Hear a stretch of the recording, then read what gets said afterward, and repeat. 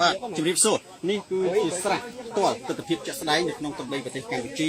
រាប់សិបគីឡូម៉ែត្រដែលប្រទេសយួនបានជីកឈ្លានពានចូលក្នុងប្រទេសកម្ពុជា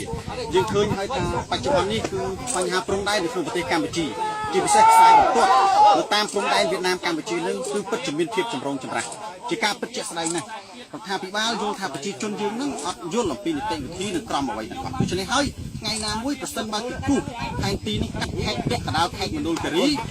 គ្រាន់តែនិយាយថាយោងតាមផែនទីគឺចប់គួរបញ្ជាក់ថាបច្ចុប្បន្ននេះការរំលោភឈ្លានពាននៅក្នុងប្រទេសកម្ពុជាមាន3ប្រភេទពីប្រទេសយួនទី1គឺការឈ្លានពានព្រំដែនយោងតាមសន្ធិសញ្ញាខុសច្បាប់ឆ្នាំ82 83 និង85ទី3គឺជនអន្តោប្រវេសន៍ខុសច្បាប់ទី4គឺដីព្រៃសម្បត្តិសេដ្ឋកិច្ចខុសច្បាប់ដែលដីព្រៃសម្បត្តិសេដ្ឋកិច្ចនោះហើយដែលយួនឆ្លៀតបញ្ចូលជនជាតិរបស់ខ្លួនជាកម្មករកកើតនៅក្នុងទឹកដីរបស់ប្រទេសកម្ពុជាគួរចងចាំពាក្យមួយឃ្លាដែលគេនិយាយថាអ្នកទោសនយោបាយជាប់ទោសមួយជីវិតក៏ដោយក៏អាចចេញផុតប៉ុន្តែអ្នកទោសប្រវត្តិសាស្ត្រអាចជាប់ទោសនៅក្នុងដួងចិត្តប្រជាពលរដ្ឋជារៀងរហូតជាពិសេសគឺអ្នកទោសទាំងឡាយណាដែលក្បត់ជាតិកាត់ទឹកដីឲ្យបរទេស